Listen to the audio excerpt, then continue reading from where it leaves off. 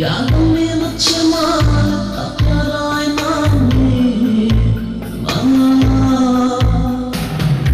Yaprakların fethi yetirsin seni bana.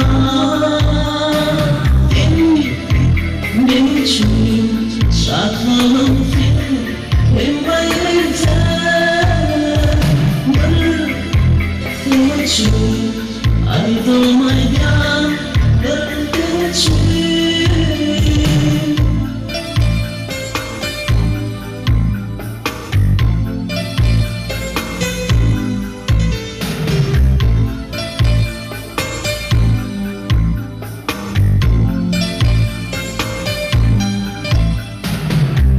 Fikirdim bana, çocukluğumu adama bana.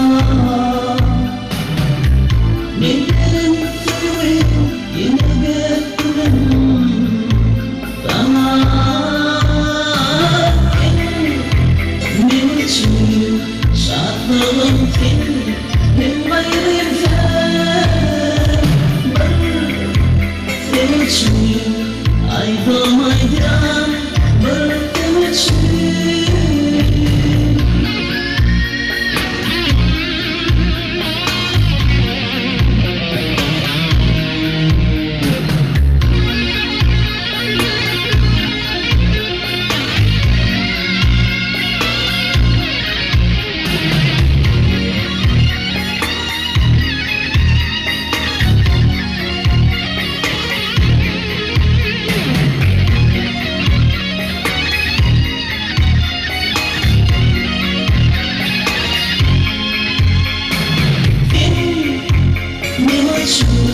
Şartlarım seni en bayırda